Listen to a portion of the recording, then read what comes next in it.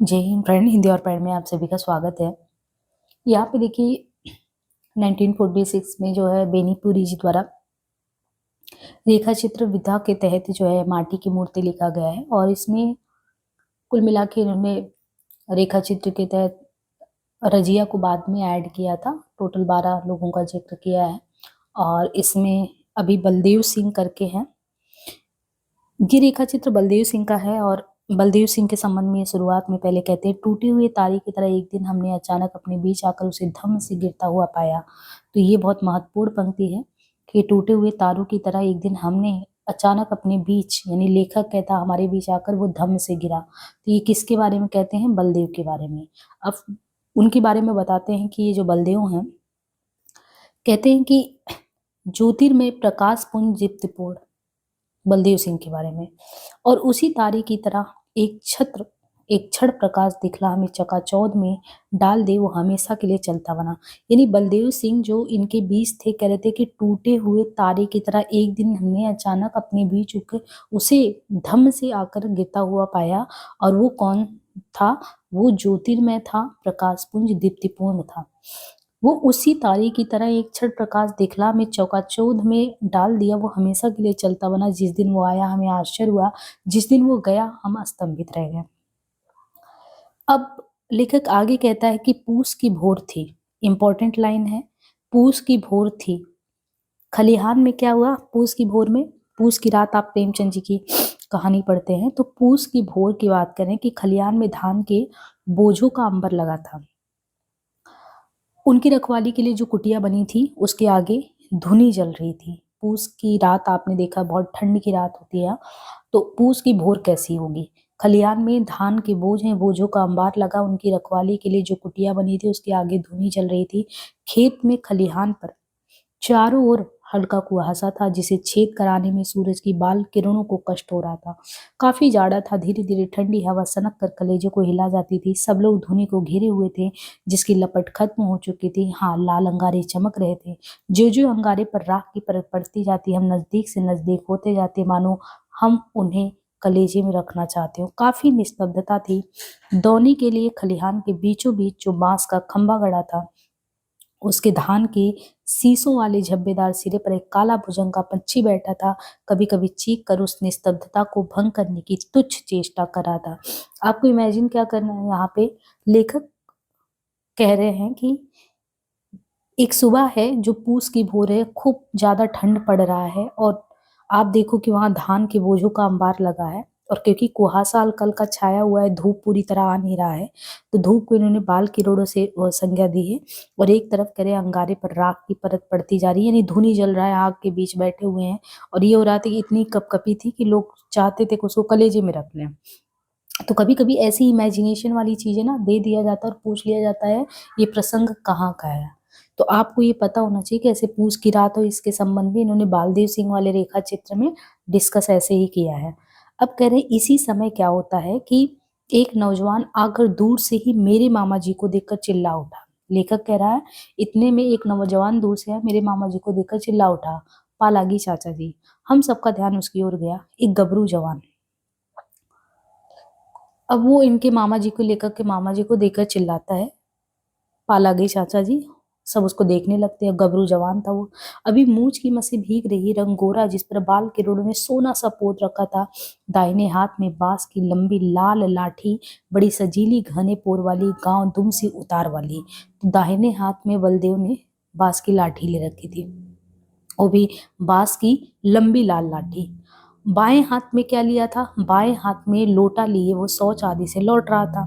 बादामी रंग का मोटिए का बादामी रंग का मोटिए का जो लंबा खलीता कुर्ता पहन रखा था, उसके भीतर से उसके शरीर का गठीलापन और सौंदर्य फूटा पड़ता था। आजकल तो ये भी बाएं दाएं क्या लिया था ये भी पूछ लिया जाता है। दाहिने में बांस की लंबी लाल लाठी लिया है, बाएं हाथ में क्या लिया? लोटा लिया है।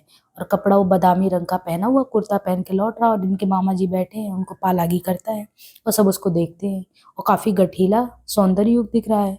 ओ बलदेव, इनके चाचा जी कहते, वो बलदेव तुम कब आए? बहुत दिनों पर दिखाई दिए।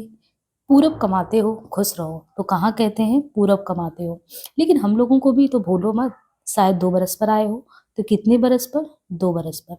यूं ही मामा जी ने उसे पूछताछ की, बड़ी अजीजी से उसने क्षमा मांगी। फिर बोला, चाचा जी अब सोचा है यहीं रहूंगा, बहुत दुनिया देखी, मन कहीं नहीं लगा, ननिहाल से भी जी उब गया है, ये पुश्तैनी जमीन जैसे डोर लगाकर खींचती रहती है, सोचता हूँ अब आप लोगों की सेवा में ही जिंदगी गुजार दूं। तो उसने कहा, अब यहीं रहेंगे।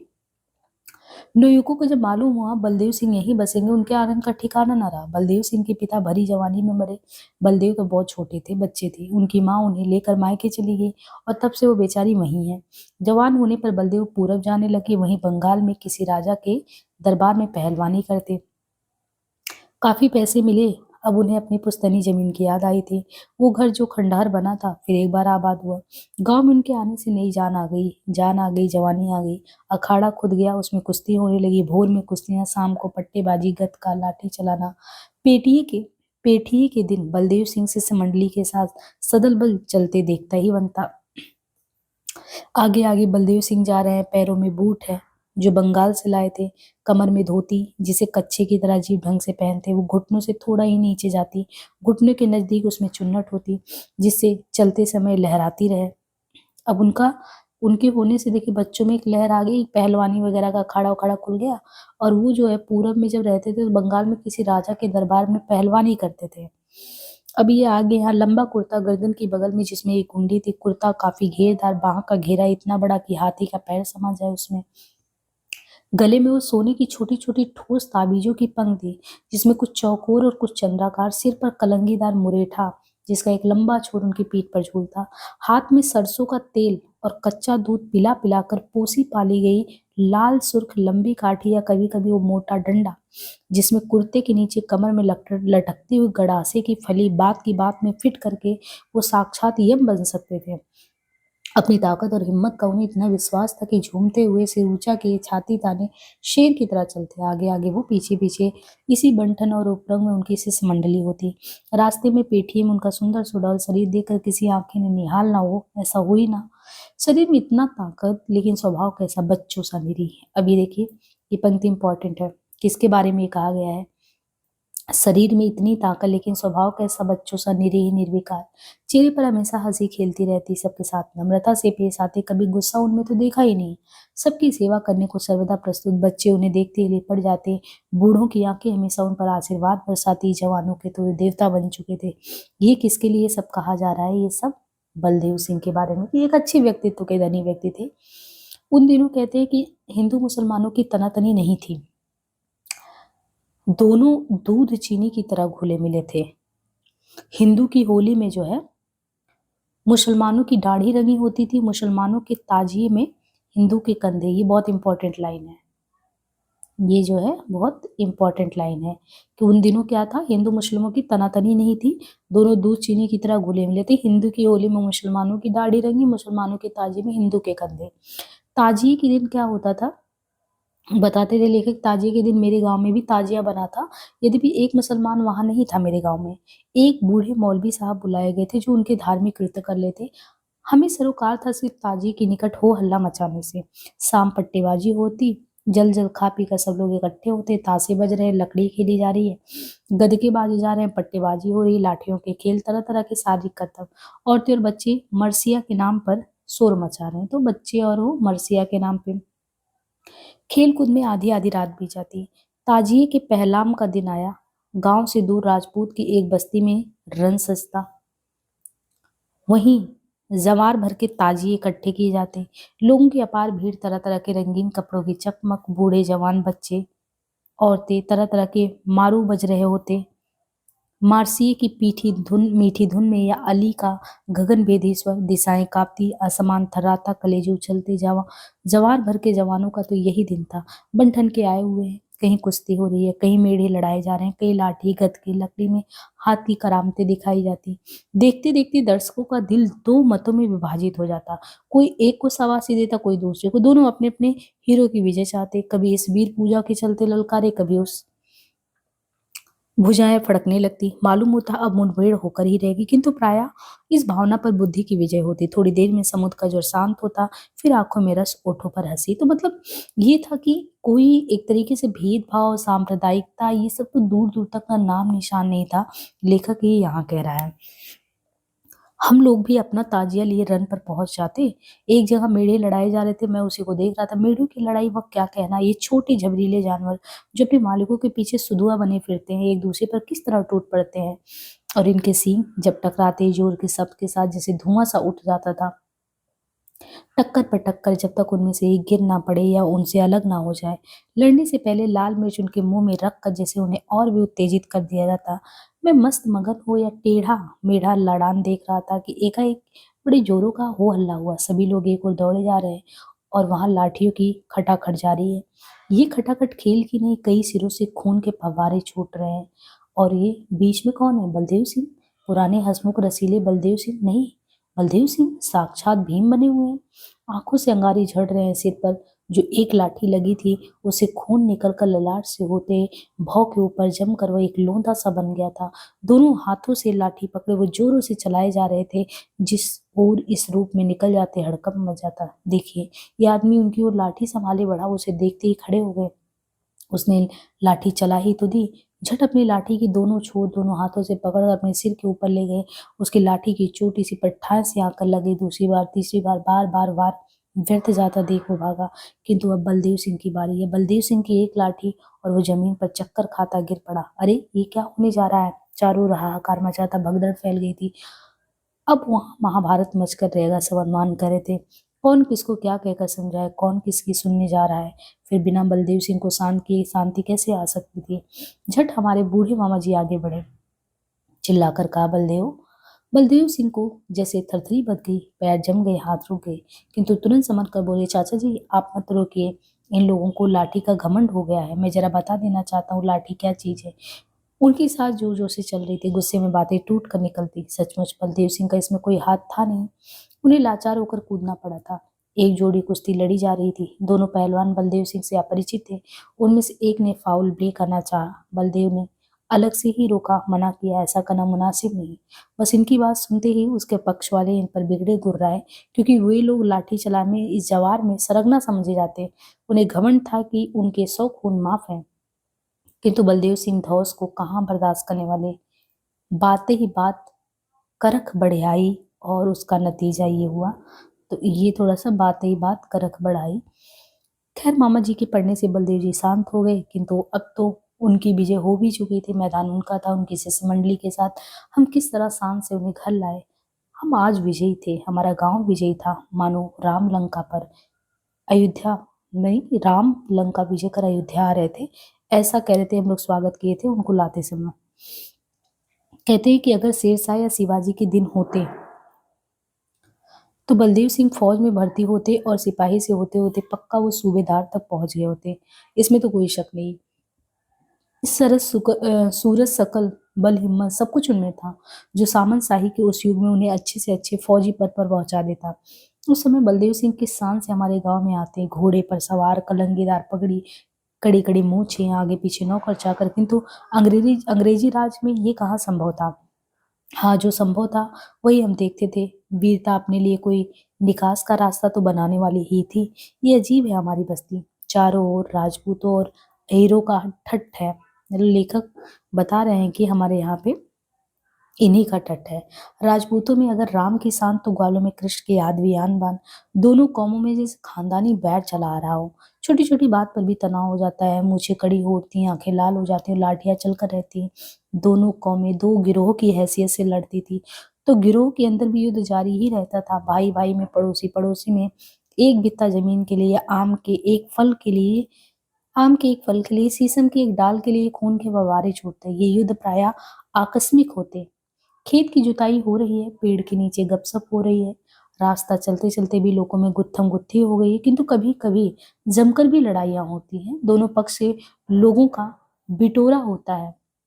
भाई बन जुटते, कुटुंब कबीले के लोग आते, कुछ लोग पैसे पर भी बुलाए जाते। ऐसे मौके आने पर हमारे जवार में कोई भी कहीं भी कोई जमकर लड़ाई होती, तो बलदेव सिंह एक न एक पक्ष जरूर बुलाए जाते। और वो ये तो धर्मस्थ तो जया की तरह ही जिस तरफ वो चले जाते, समझ लो कि उस तरफ की विजय निश्चित है। एक बार कहते हैं इस तरह का एक धर्म युद्ध देखने का मौका मुझे भी मिला। विष्णुपुर में दो भाई क्षत्रिय थे, दोनों की दांत कटी रोटी थी। किंतु आखिर दिल टूटा तो एक दूसरे की जान के दुश्मन बन गए। घर द्वार खेत खलियान सबका बंटवारा हो गया। दोनों एक एक आंगन में रहते भी दो दुनिया के जूते। संयोग से उस साल क्या हुआ कि आम के एक पेड़ के लिए दोनों भाई में तनातनी। तो बिष्णुपुर के दोनों भाई जो क्षत्रिय थे, लड़ाई उस साल आम के पेड़ को लेके हो गया। वो लंगड़ा आम का पेड़ था। हमने जाकर देखा, फलों की गुच्छों से लदी उसकी डाल डाल जैसी जमीन छूने को लग रही हो। हरे भरे पत्ते उन सफेदी लिए हुए आमों के गुच्छे में न जाने कहाँ छिपे थे। काफी पुराना पेड़ था, खूब फैला और हर साल अच्छा फल भी देता। किंतु इस साल तो वो द्रौपदी की चीर बनकर महाभारत में जाने आया था। मतलब वो फल, फिर ये ललचाने वाला विष वो क्यों न धारण करता। कहते हैं ये पेड़ बढ़ चुका था छोटे भाई की बाट में, यानी वो जो पेड़ था वो छोटे भाई के हिस्से में आया था, जो कई साल से उसके फल का उपभोग कर रहा था। किंतु बड़े भाई के लड़के ने, जो बड़ा भाई है, उसके लड़के ने हिसाब लगाकर देखा, ये आम का पेड़ तो मेरे हिस्से का है, धोखे से चाचा जी को मिल गया है। पेड़ों की गिनती खतियान सबको अपने पक्ष में पेश करता।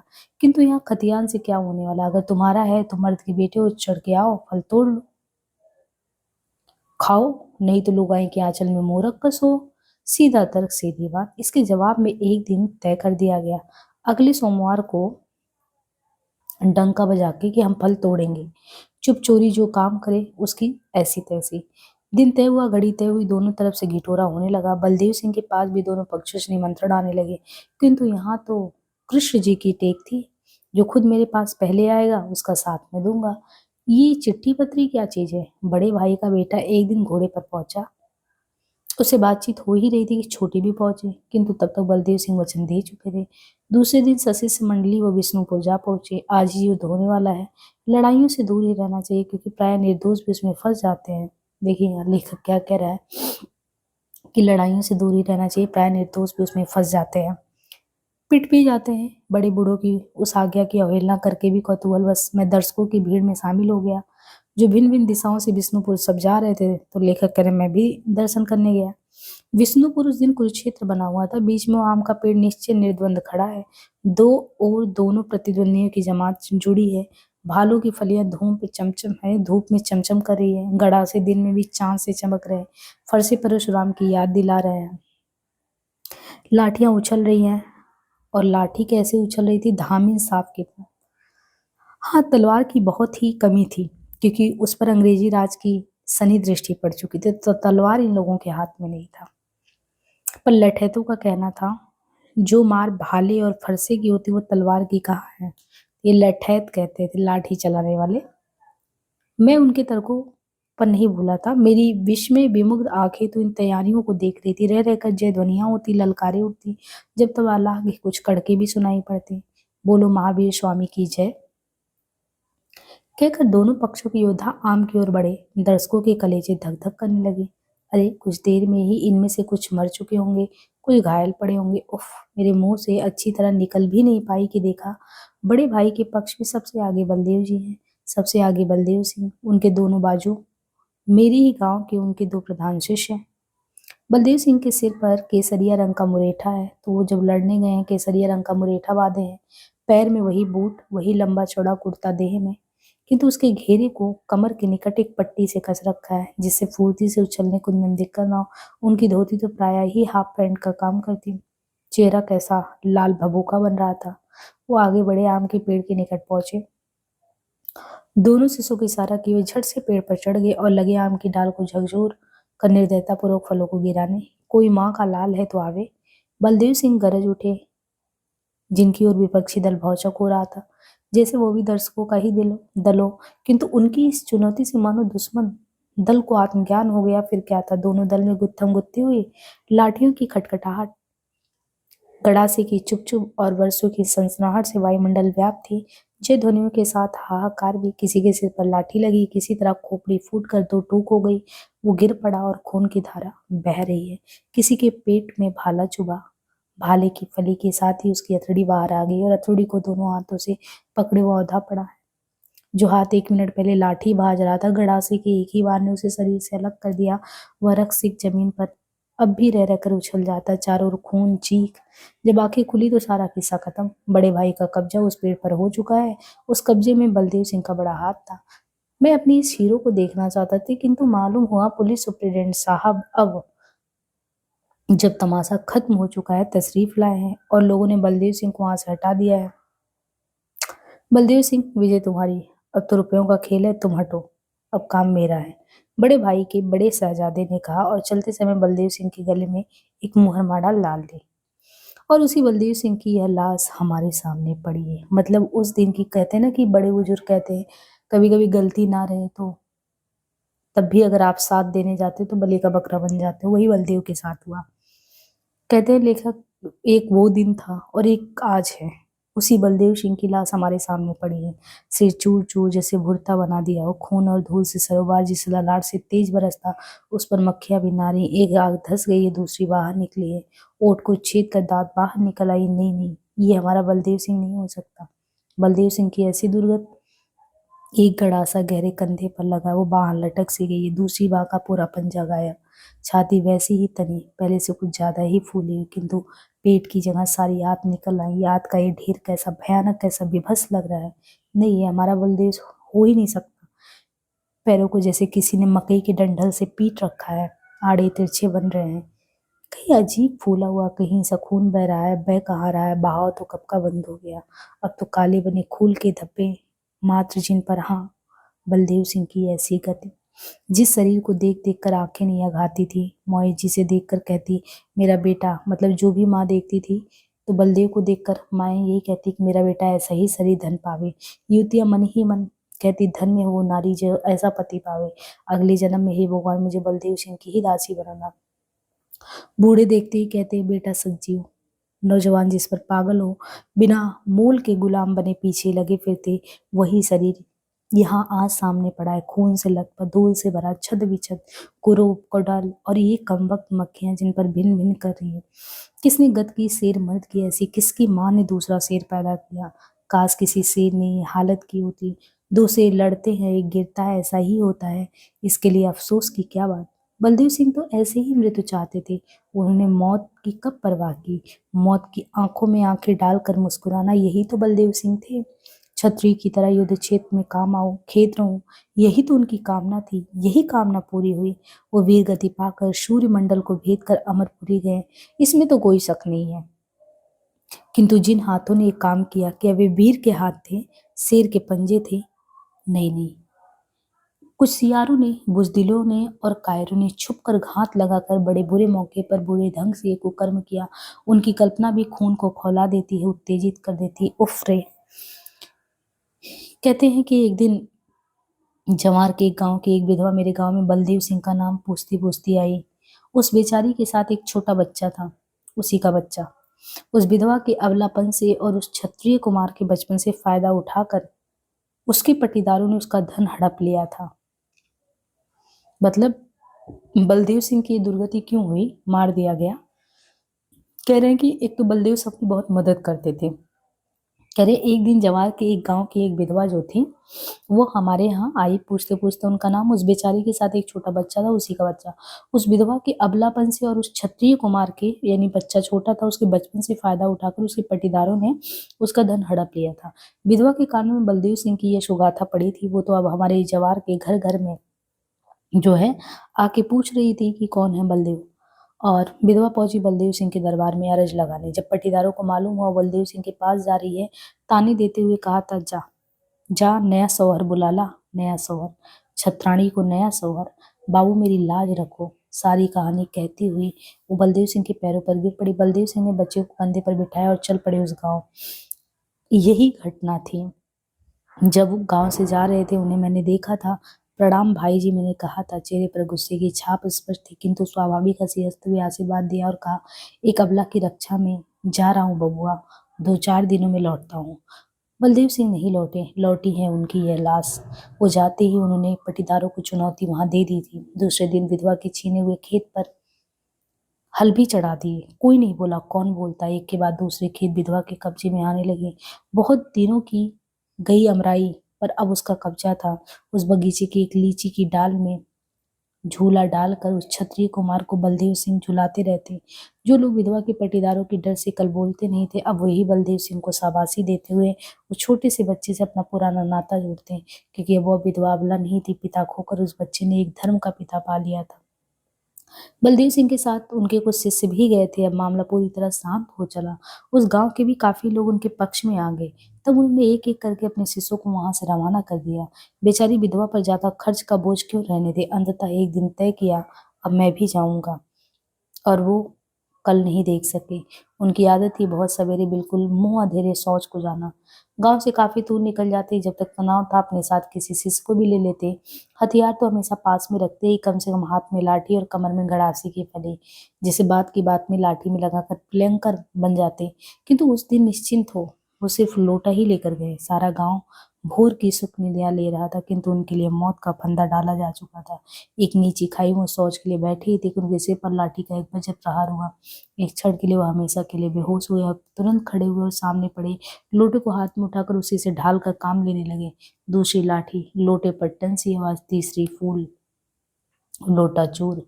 फिर क्या था, लाठी गड़ासी बरछी चारों ओर बरसने लगी। बीच से उछल कर एक बार उस चक्रव्यूह से अभिमन्यु की तरह निकलने की कोशिश की, किंतु फिर घिर गए, घेर लिए गए। और उस सन्नाटे के आलम में जब दुनिया भोर की सुख निंदिया ले रही थी, उन कायरों सियारों ने इस शेर मर्द की वो दुर्गति की जो हम ये सामने देख रहे हैं।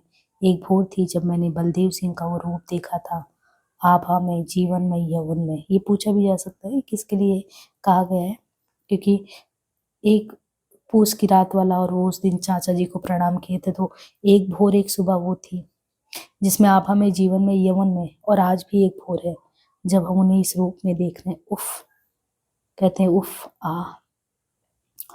तो इस तरीके से जो है लेखक ने जो है बलदेव जी की याद किया, और वाकई में इतनी मदद करने वाले थे, और इस तरीके से उनका दुखद अंत इसमें हुआ वो दिखाया गया। अब इसमें एक प्रसंग है सरजू भैया का रेखा चित्र। देखते हैं सरजू भैया का कहानी क्या है।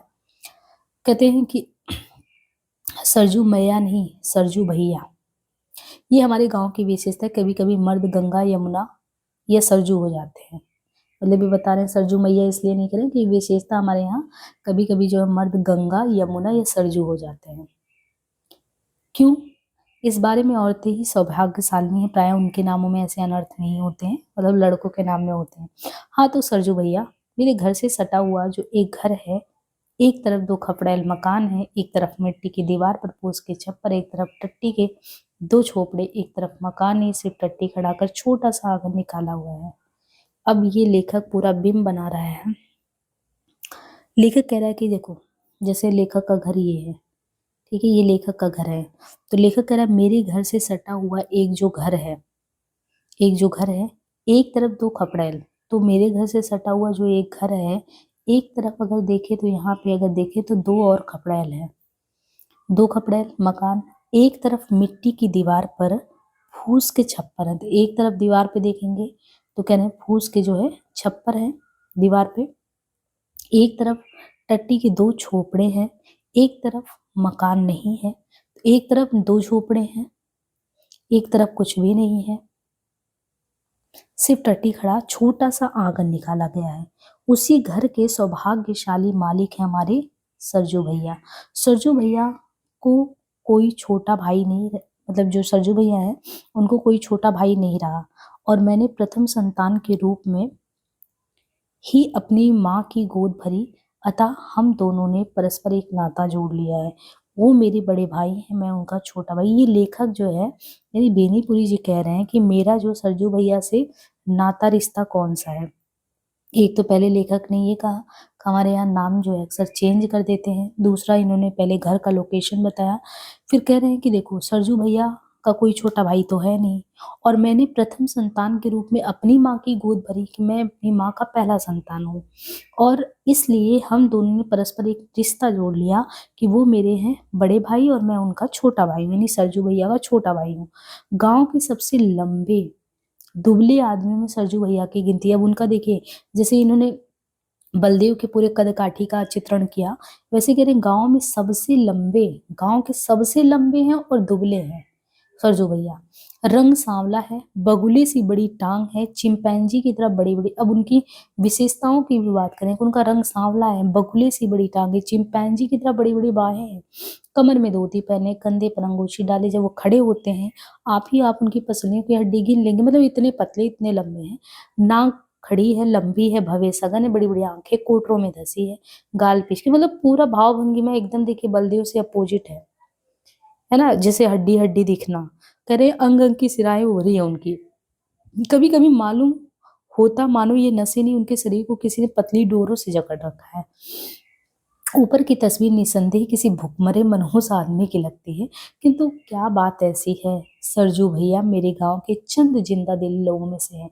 मतलब उनकी शारीरिक संरचना पे मत जाइए, उनका चेहरा देखिए, भाव भंगिमा चंद जिंदा दिलों में आते हैं, बड़े मिलनसार हैं, मजाकिया हैं, हंसोड़ हैं। वो दिल को खोल कर जब भी हंसते हैं, शरीर में जो सबसे छोटी चीजें उन्हें मिली है वो उनके पंक्तिबद्ध छोटे-छोटे दाँत। तो उनकी दाँतों की विशेषता है, कह रहे हैं कि शरीर में जो सबसे छोटी चीज़ उन्हें मिली है, वो सबसे छोटी चीज़ है पंक्तिबद्ध दाँतें। तब बेतहाशा चमक पड़ती है, अंग-अंग हिलने-डुलने लगते हैं, जैसे हर अंग हँस पड़े। और सजो भैया के पास इतनी संपत्ति है कि वो खुद या अपने परिवार का ही पेट नहीं भर सकते, बल्कि आगत तिथि की सेवा पूजी भी मज़े से, मतलब उनके पास पैसे बहुत हैं। तो फिर ये हड्डियों का ढांचा कैसे होगा, इतना पैसा है? अब देखिए, इसीलिए तो ये बता रहे हैं। मैं जवाब में एक पुरानी कहावत पेश करूंगा। काजी जी दुबले क्यों? शहर के अंदेशे से। जब इतना रुपया पैसा है तो इतने दुबले कैसे हैं? हाँ, सरजू भैया की ये जो हालत है ना, वो अपने कारण नहीं, दूसरों के चलते हैं, पराये उपकार के चलते। यही देखिए सबसे बड़ी समस्या है कि बड़े उपकारी हैं इनके भैया। पराये उपकार के चलते उन्होंने न सिर्फ अपना शरीर सुखा लिया, बल्कि अपनी संपत्ति की भी कुछ कम हानि नहीं की है। उनके पिता जो गुमास्त जी कहलाते थे, मेरे गांव के अच्छे किसानों में से थे। चौपाल साफ सुंदर उनका मकान और अच्छा खासा बैठक खाना था, जहाँ आज सरजू भैया के ये राम मड़ैया है ना, खेती बाड़ी तो थी ही इनके पास, रुपए और गल्ले का अच्छा लेन देन था। परिवार भी बड़ा और खर्चीला नहीं था, लेकिन उनके मरते ही सरजू भैया ने लेन देन चौपट कर दिया। बाढ़ ने खेती बर्बाद कर दी, तो बाढ़ से खेती बर्बाद हो गया, भूकंप ने घर का सत्यानाश कर दिया। उनका लेन देन इतना अच्छा था कि वो शायद खेती को भी संभाल देते, घर भी बड़ा कर सकते थे, किंतु सरजू भैया और लेन देन जिसे नग्न शब्दों में सूदखोरी कहिए, आदमी आदमीपन को खो दे, वो जोंक खटमल नहीं चीलर बन जाए। काली जोंक और लाल खटमल का स्वतंत्र अस्तित्व है। हम उनका खून चूसना महसूस करते हैं, हम उनमें अपना खून प्रत्यक्ष पाते और देखते हैं, लेकिन चीलर गंदे कपड़े में उन्हीं सा काला कुचैला लोग लिए वो चुपचाप पड़ा रहता है और हमारे खून को यूं धीरे धीरे चूसता है। ये किसकी विशेषता कह रहे हैं कि चीलर जो होता है वो गंदे कपड़े में उन्हीं सा काला कुचैला रंग लिए वो चुपचाप पड़ा रहता है और हमारे खून को यूं धीरे धीरे चूसता है और तुरंत उसे अपने रंग में बदल देता है कि उसका चूसना हम जल्द अनुभव नहीं कर पाते, और अनुभव करते भी है तो जरा सी सुगबुगी या ज्यादा से ज्यादा चुनचुनी मात, और अनुभव करके भी उसे पकड़ पाने के लिए तो कोई खुरदहीन चाहिए। सरजू भैया चीलर नहीं बन सकते थे। उनके इस लंबे शरीर में जो हृदय मिला वो शरीर के ही परिमाण में देखे।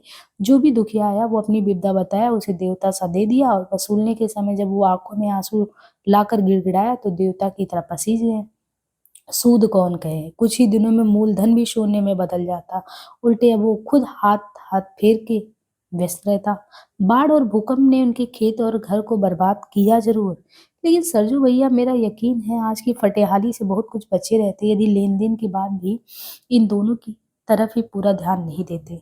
ये नहीं कि वो जी चुराने वाले आलसी और भोदा गृहस्थ हैं, नहीं, ठीक इसके खिलाफ चतुर हैं, फुर्तीले हैं, कामकाजू आदमी है, लेकिन करे तो क्या करे, उन्हें दूसरे के काम से ही कहाँ फुर्सत मिलता है।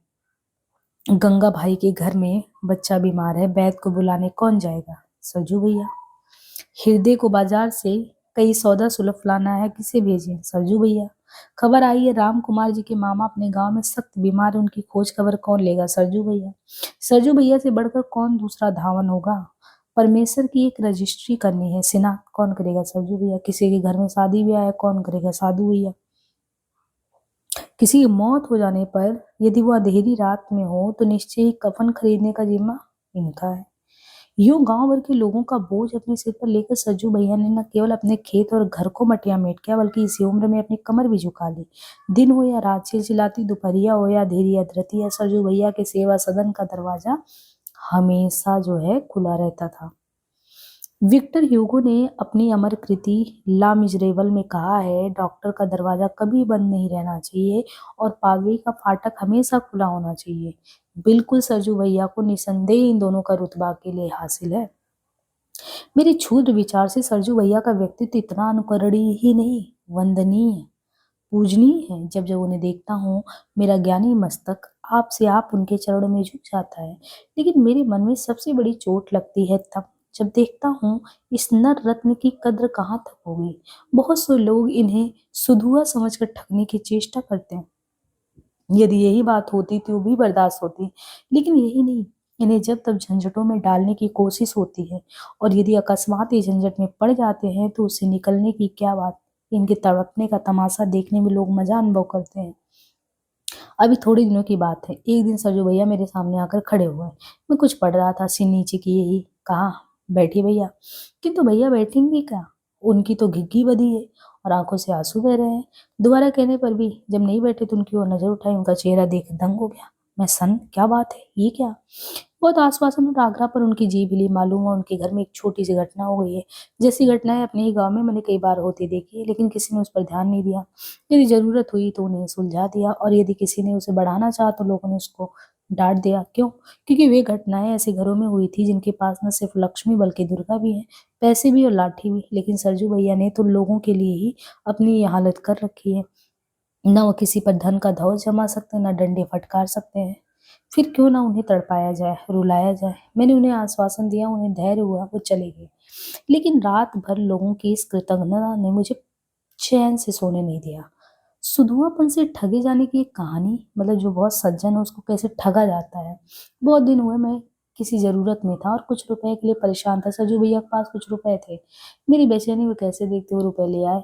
मैंने खर्च कर दिया, लेकिन आज तक दे नहीं पाया। रुपए तो आए, लेकिन एक आया दो का खर्च लेकर। सरजू भैया मांगने का हाल क्या जाने। मैं भी समझता रहा उनके रुपए कहाँ जाते हैं। जरूरत होगी मांगेंगे तो दे दूंगा, लेकिन अभी उस दिन जो बात उन्होंने सुनाई, मैं हक्का बक्का रह गया। इस बीच में उन्हें रुपए की जरूरत हुई, लेकिन संकोचवश मुझसे नहीं मांगा। एक सूदखोर महाजन के पास गए जो पहले उन्हीं से कर्ज खाता था, लेकिन तरह तरह के कारनामों से अब धन्ना सेठ हो गया। उसने झट उन्हें रुपए दे दिए, लेकिन जब चलने लगा कहा, आपके पास रुपए जाएंगे कहाँ, लेकिन कोई सबूत तो चाहिए ही।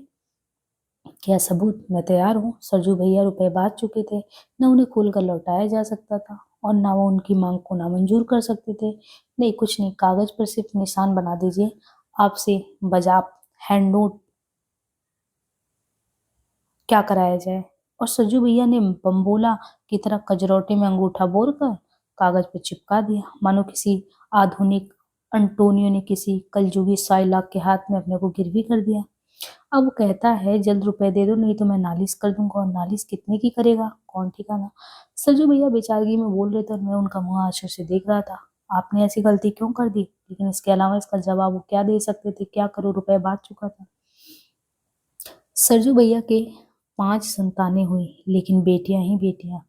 उनकी धर्मपत्नी जो लंबाई में ठीक उनके विपरीत बहुत ही बौनी होने पर भी गुणों में उनकी ही तरह थी, हाल ही में बेटा पाने का अरमान लिए मरी है। मतलब पत्नी जो थी, जो इतने लंबे थे वो उतनी ही छोटी थी, और बेटा नहीं हुआ, कहने बेटा पाने के अरमान में ही मरी है। कह नहीं सकता इस अरमान ने सरजू भैया को ज्यादा चिंतित किया है या नहीं। वे बेटियों पर ही स्नेह रखते,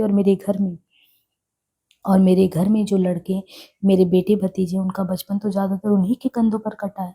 लेकिन बेटियां तो अपनी अपनी ससुराल जा बसेंगी। क्या सरजू भैया का यह पुश्तैनी घर खंडार बनेगा? क्या सरजू भैया की कोई निशानी हमारे पड़ोस को गुलजार ना कर सकेगी? ये कल्पना करते ही हमारे घर परिवार में भी अजीब सी उदासी आ जाती है। उतनी उनकी पत्नी की मृत्यु के बाद मैंने अपनी मौसी को कहते हुए सुना, सरजू बबुआ की उम्र ही कितनी है, यही मेरे बबुआ से 4 बरस बड़े हैं, फिर वो शादी क्यों ना करें, क्या वंश डुबो देंगे। और उस दिन देखा मेरी ढीठ रानी, यानी मेरी पत्नी ने सरजू भैया से झगड़ रही हैं। नहीं, आपको शादी करनी ही पड़ेगी। मैं शादी करूं जिससे शर्मा जी को मुझे नई भौजाई से दिन रात चुगल करने का मौजा मिले। मुझे देखते सरजू भैया बोले और ठठाकर हंस पड़े। रानी थोड़ी सकुची फिर हंस पड़ी। मैं दोनों को देखता चुपचाप मुस्कुराता रहा। तो ये है सरजू भैया की कहानी से कि वो इतना मदद करते रहे, लेकिन कभी कभी मदद भी जो है कितना कभी कभी घातक होता है। इससे आपको ये सीख मिला होगा। इससे अब इन्होंने एक ज़िक्र किया है मंगर का, मंगर रेखा चित्र। मंगर के संबंध में कहते हैं कि ये है हट्टा-कट्टा, जैसे बलदेव थे। अब हट्टा-कट्टा शरीर है, अब एक देखिए सरजू भैया पतले-दुबले, इनके बलदेव जो थे पहलवान एकदम हट्टे-कट्टे। मंगर भी है, तो हट्टा-कट्टा शरीर, कमर में भगवा बाँधे रहता है, कंधे पर हल, हाथ में पैना, आगे-आगे बैल का जोड़ा। ये है मंगर।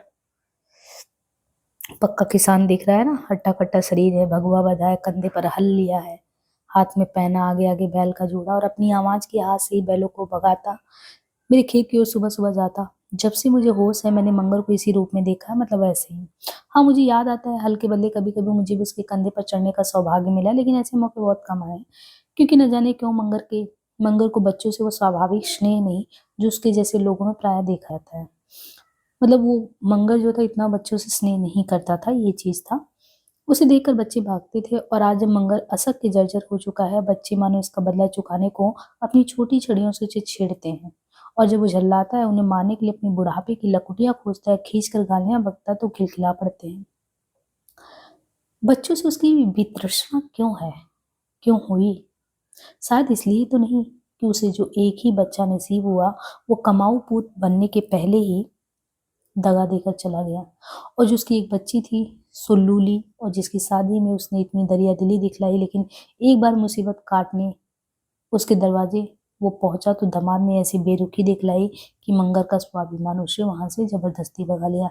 यानी एक लड़का था, वो भी नालायक निकला। एक लड़की के बारे में बता रहे हैं कि एक बच्ची थी जो लूली थी, और फिर वो दामाद के दरवाजे पे गए, लेकिन उसका रिएक्शन सही नहीं था। लेकिन जो मंगर था, मंगर के बारे में लेखक कहता है कि मंगर का स्वाभिमान, गरीबों में भी स्वाभिमान। लेकिन मंगर की खूबी ये भी रही है, मंगर ने किसी की बात कभी बर्दाश्त नहीं की, और शायद अपने से बड़ा किसी को मन से माना भी नहीं। मंगर कहते हैं कि मेरे बाबा का अदब करता था, लेखक कहते हैं मेरे बाबा का अदब करता था, शायद उनके बुढ़ापे के कारण। सुना है मेरे बाबूजी को वो बहुत चाहता था, शायद उनके नेक स्वभाव के कारण, किंतु मेरे चाचाओं को तो उसने हमेशा अपनी बराबरी का ही समझा, और मुझे तो वो कल तक तू ही कहकर पुकारता रहा है। किसकी मजाल जो मंगर को बदजुबान कहे। हलवाओं को मिलने नित दिन की गालियां तो दूर की बात। तो मतलब इतने लोगों में मंगर जो है स्वाभिमानी व्यक्ति था, और सिर्फ इनके बाबा का अदब करता था। अब कह रहे शायद एज की वजह से या कुछ भी, मुझे भी तो तू कहता था, मेरे चाचा को भी उस तरीके से नहीं अदब करता था। ऐसा क्यों? उसका खास कारण मंगर का ये हट्टा कट्टा शरीर, उससे भी अधिक उसका सख्त कमाऊपन, जिसे ईमानदारी ने चार चांद लगा दी थी। जितनी देर में लोगों का हल जो है, जितनी देर में 10 लोगों का जो हल चलाते लोग, तो जितनी देर में लोगों का हल 10 कट्ठा खेत जोता, मंगर उतने में 15 कट्ठा जोत लेता, और वो भी ऐसा महीन जोता कि पहली चास में ही सिराव मिलना मुश्किल। मंगर को ये बताने की जरूरत नहीं कि कल किस खेत में हल जाएगा, वो शाम को ये सारे खेतों के आर पार घुमाता, और जिसकी ताक होती वहां हल लिए सुबह पहुंच जाता। जुताई के वक्त किसी की देख रेख की भी जरूरत नहीं। आम हलवाओं के पीछे किसान जो जट्ठा लेकर पड़ते हैं, और तो भी वो जी चुराते। सबसे बड़ी बात है ना कि बहुत ईमानदार था, ये बड़ी बात थी उसमें खासियत, और काम भी बहुत अच्छे से करता था। तो लोग उससे काम करवाएं तो निश्चिंत रहते हैं कि वो कम से कम ये तो नहीं करेगा काम चोरी का। ये चीज थी उसकी विशेषता मंगर की। और आज का काम कल के लिए छोड़ते, ये आदत मंगर में नहीं थी। ये कुछ विशेषता था मंगर का। यूं ही रखवाली चाहे हरी फसल की हो या सूखी फसल की, खलिहान में चाहे बोझों की सील हो या अनाज की, मंगर पर सब छोड़कर निश्चिंत सोया जा सकता था। दूसरा ऐसा जन मिलेगा कहाँ, फिर क्यों ना उसकी कद्र हो। मेरे बाबा कहते थे मंगर हलवाहा नहीं है, सवांग है, सवांग। वो अपनी सवांग की तरह ही कभी कभी रूठ जाता था, और जब तक लोगों की झड़क भी देता था, उसकी झिड़क सबके सिराखों पर उसका रूठना और मनौती। भाई इतना बढ़िया काम करता था, लोग आगे पीछे घूमते थे। कभी कभी बातें कुछ बढ़ भी जाती। एक दिन काफी कहासुनी हो गई, दूसरी सुबह मंगल हल लेने नहीं आया। तो कह रहे एक दिन कहासुनी हो गया, दूसरे दिन आया ही नहीं हल लेने। रुपए हैं तब हलवाए ना होंगे। कोई नया हलवाला लेकर लुचोता गया। उधर कोई दूसरा किसान आकर मंगर से बोला, मंगरू देख, उन्होंने दूसरा हलवा कर लिया। उन्हें रुपए हैं, 1000 हलवाए मिलेंगे, तो तेरे भी शरीर है, 1000 गृहस्थ मिलेंगे। चल हमारा हल जोत, तू जो कहेगा मजदूरी दूंगा, लेकिन मेरा सिर जो दर्द कर रहा है। मंगर ने इसका जवाब दिया, और उसका ये सिर दर्द तब तक बना रहा जब तक झक मारकर मेरे चाचा जी उसे बुलाने नहीं गए। वो और लोगों के नहीं गया, गुस्से में था, क्योंकि 4 दिनों में ही मालूम हो गया मंगर क्या है, ये हमारे परिवार वालों को कह रहे लेखक पता चल गया। बैलों के कंधे छिल गए, उनके पैरों में फल लग गए, खेतों में हल तो चला लेकिन न ठेला हुआ न मिट्टी मिली। फिर खेत की आर पर बैठे दिन भर हलवाई की टुकारी देते रहिए, तब कहीं 10 कट्ठा जमीन जोते। मतलब कुल मिला के मंगर की कीमत का अंदाजा ये लोग लगा सकते हैं कि उसके ना रहने पे कितना घाटा हुआ। चाचा जी उसके दरवाजे पर खड़े हैं, मंगर भीतर घर में बैठा है। मंगर की अर्धांगिनी क्या है? मंगर की पत्नी का नाम बकुलिया है। मालिक खड़े हैं, जाओ मान जाओ, कह दे मेरा सिर दर्द कर रहा है, नहीं आऊंगा। मंगर ने चाचा जी को सुनाकर कहा, मालिक जरा इनके सिर पर मालकिन से तेल दिला दीजिएगा। बकुलिया हंसते हुए बोली, तुम मुझसे दिल्लगी करती है? मंगर के स्वर में नाराजगी थी। मंगर चलो, आपस में कभी कुछ हो ही जाता है, माफ करो। चाचा जी के स्वर में आरजू मिन्नत थी। जाइए उसी से जुतवाइए जिससे 4 दिन जुतवाया है, मुझे ले जाकर क्या होगा? आधी रोटी की बचत भी तो होती है। यूं ही नोक-झोंक, मान मनोवर। फिर मंगर अपना हलवाई का पैना हाथ में लिए आगे आगे और चाचा जी पीछे पीछे। ये आधी रोटी की बचत क्या, इसे समझा आपने? इसे मंगर का खास इजारा समझिए। जहां गांव भर में हलवाहे को 1 रोटी मिलती, मंगर के लिए 1.5 रोटी जाती। वो भी रोटी सुअन्न की हो, अच्छी पकी हो, उस पर कोई तरकारी भी जरूर हो, क्योंकि मंगर किसी का कच्चा नमक नहीं खाता। मंगर की सभी शर्तें पूरी होनी चाहिए। मतलब काम भी मंगर करता है तो बहुत अच्छे, सबको 1 रोटी से उसको 1.5 रोटी चाहिए, वो भी तरकारी भी होनी चाहिए। लेकिन ये 1.5 रोटी वो खुद खाता है ऐसा आप नहीं समझे। क्या अपनी अर्धांगिनी के लिए लाता? नहीं, आधी के 2 टुकड़े कर दोनों बैलों को खिला देता। ये समझ रहे हैं बैलों के प्रति प्रेम। आधी रोटी वो जो था उसको 2 टुकड़े करता दोनों बैलों को खिलाता था। यूं ये आधी रोटी फिर मेरे ही घर आती, लेकिन इसमें कोई काट कपट हो नहीं सकती थी। महादेव मुंह ताके और मैं खाऊं, ये कैसे होगा? मंगर के लिए बैल नहीं, साक्षात महादेव थे, तो पूजता था उनको।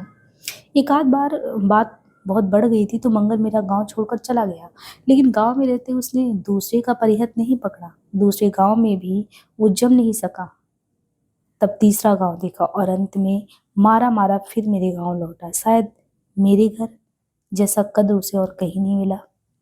मंगल का स्वभाव जो था वो रूखा रहा, किसी से लल्लो चप्पो नहीं, लाई लपटाई नहीं, 2 टूक बात 2 टूक व्यवहार। तो भी न जाने क्यों मंगर मुझे शुरू से ही स्नेह की नजर से देखता रहा, शायद इसलिए कि मेरे बाबूजी उसे बहुत मानते थे। अभी कहता है, मालिक ये हमारे मजले बाबू, वो मरे मेरी तकदीर फूटी। और शायद इसलिए भी कि मैं बचपन से ही टूअर हूँ, टूअर। टूअर यानी माँ मर गई, पिताजी चल बसे, तभी तो उसने अपना पवित्र कंधा मुझे दिया। और जब कुछ बड़ा हुआ, मैं ननिहाल जाने आने और रहने लगा तो याद आता है मंगर ही मुझे वहां पहुंचाता था। यानी लेखक को ननिहाल जो है मंगर पहुंचाता था। मैं एक छठी घोड़ी पर सवार, मंगर सिर पर सौगात की चीजें और मेरी किताबें लिए घोड़े की लगाम पकड़े आगे आगे। जहां नीचे ऊंची जमीन होती, कहीं मैं घोड़ी से गिर न जाऊं, बगल में आकर एक हाथ से मुझे पकड़ भी लेता। उसके बलिष्ठ हाथों के उस कोमल स्पर्श का अनुभव आज भी कर रहा हूँ। जो जो बड़ा होता गया, घर से मेरा संबंध टूटता गया। बकौल मंगर, मैं तो अपने ही घर का मेहमान बन गया। लेकिन जब जब 2-4 दिनों के लिए घर जाता, मंगर को उसी रूप में और उसी पेशे में देखता। कपड़ों से मंगर को वो हंसत रही है, हमेशा कमर में भगवा ही लपेटे रहता। उसे धोतियां मिली हैं, गोवर्धन पूजा के दिन हर हर साल एक नई धोती लिए बिना वो बैल के सींगों में लटकन बांधता क्या? यूं भी बाबा और चाचा साल में जब तक पुरानी धोतियां देते। घर में शादी ब्याह होने पर उसे लाल धोतियां भी मिलती, तो घर में शादी ब्याह तो लाल धोती भी देते। मेरी शादी में मंगर के लिए नया कुर्ता भी बना था, लेखक की शादी में। लेकिन धोतिया हमेशा उसके सिर का ही श्रृंगार नहीं, जिन्हें वो मुर्रेठी की तरह लपेटे रहता। और कुर्ता जब मेरी किसी कुटमैती में वो संदेश लेकर जाता, तभी उसकी देह ढकता। यो साधारणता वो हमेशा नंग धड़ंग रहता। और मैं कहूँ, मुझे उसका शरीर उस रूप में भी बहुत अच्छा लगता था। आज एक कलाकार के दृष्टि से कहता हूँ, मंगर को खूबसूरत शरीर मिला था, काला कलूटा फिर भी खूबसूरत। सौंदर्य को रंगसाजी और नक्काशी का मजमूआ समझने वालों की रुचि मैं नहीं समझ पाता। ये कहने की गुस्ताखी के लिए आज भी मैं माफी मांगने की तैयार नहीं। मंगर का वो काला कलूटा शरीर एक संपूर्ण सुविकसित मानव पुतले का उत्कृष्ट नमूना। लगातार की मेहनत ने उसकी मांसपेशियों को स्वाभाविक ढंग पर उभार रखा था। पहलवानों की तरह उनमें अस्वाभाविक उभार नहीं आई थी। जांघें, छाती, भुजाएं, सब में जहां जितनी जैसी गढ़न और उभार चाहिए बस उतनी ही। न कहीं मांस का लोदा, न कहीं सूखी काट। एक सुडौल शरीर पर स्वाभाविक ढंग से रखा एक साधारण सिर। मंगर के शरीर का ख्याल आते ही मुझे प्राकृतिक व्यायाम के हिमायती मिस्टर मुलर की आकृति का स्मरण हो जाता है। सैंडो के सैदाई उससे कुछ निराश हो तो आश्चर्य नहीं। लेकिन आज न वो देवी रही, न वो कढ़ाई रहा। मंगर वो नहीं रहा जो कभी था। गरीबी को वो अपने अक्खड़पन से हमेशा धता बताए रहा, लेकिन उम्र के प्रहारों से वो अपने को बचा नहीं पाया। उसकी एक एक चोट उसे धीरे धीरे जर्जर बनाती रही और आज उस पर ये कहावत लागू है, सूखी हाड़ ठाट भई भारी, अब का लदबद हे व्यापारी। उसके शरीर का मांस और मांसपेशियां ही नहीं गल गई, उसकी हड्डियों तक की बात करें तो सूख गई। आज का उसका ये शरीर उसके पुराने शरीर का व्यंगचित्र मात्र है। बुढ़ापे के प्रहारों के लिए जो ढाल का काम करती है, उस चीज का संग्रह मंगन ने कभी नहीं किया। आज खाए और कल को एक झाके, ताको गोरख संग न रखे। इसका उपासक ये मंगल संग्रह का तो दुश्मन रहा। कोई संतान भी नहीं उसके रही जो बुढ़ापे में उसकी लाठी का सहारा बनती। उम्र ने इस निर्वस्त्र कवचहीन योद्धा पर भी सभी तीर छोड़े जो उसके तरकस में थे। मगर बुढ़ापे के कारण हल चलाने के लिए योग्य नहीं रह गया तो कुछ दिनों तक उससे कुछ फुटकर काम लिए गए, लेकिन यह भी ज्यादा दिनों तक नहीं चल सका। अब एक ही उपाय रह गया, उसे पेंशन मिले। लेकिन हलवाहों यथार्थ अन्नदाताओं के लिए पेंशन की हमारे अभागे देश में ये भी व्यवस्था कहाँ है।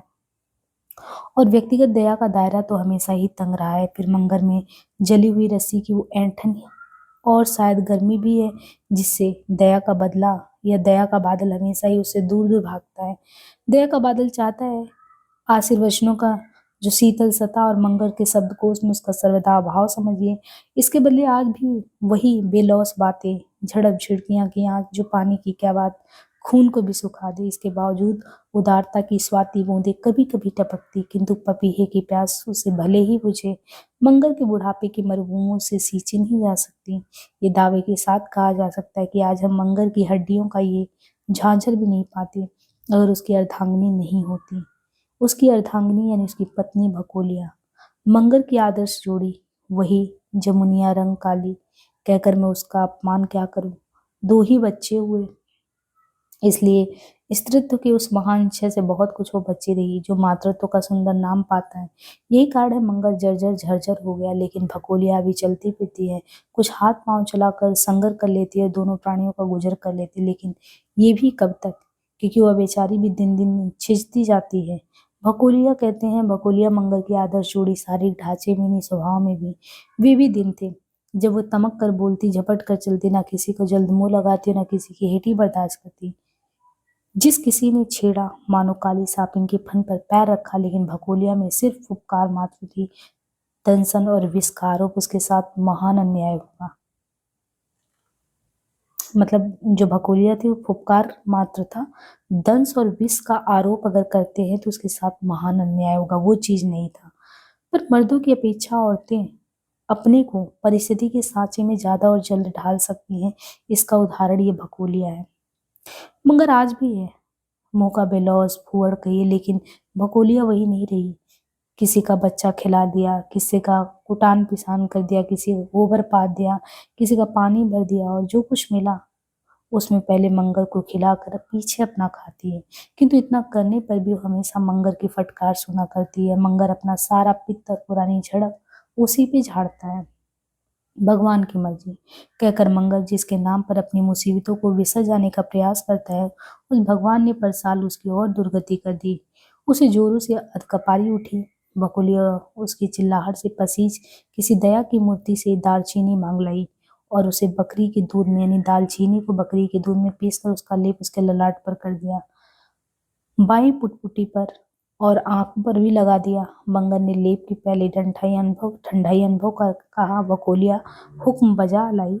लेकिन ये क्या, जहां जहां लेप था वहां जीभ जलन शुरू हुई। जलन जख्म में बदला और जख्म ने एक आंख ले ली। जब मैं घर गया, बबुआ जी मेरी एक आँख चली गई, मैं काना हो गया कहकर मंगर रोने लगा।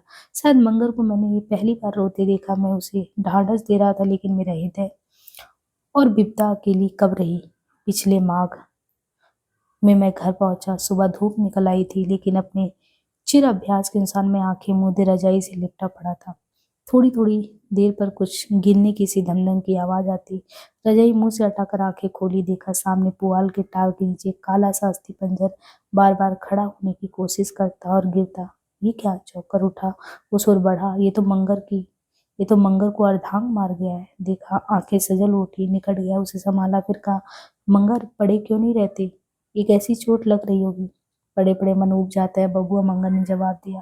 उफ, नसें ढीली पड़ गई, खून का सोता सूख गया, लेकिन मानो अब भी उसमें तरंगे उठती और किसी सूखे सागर की तरह बालू के तट पर सिर धुन पछाड़ खाकर गिर पड़ती। कैसा कारुण या कैसा करुण दृश्य है। ये लेखक ने यहाँ प्रूव किया है कि मतलब जो इतना बलिष्ठ था, सारी चीजें थी, यहाँ जो उसकी स्थिति कैसी है।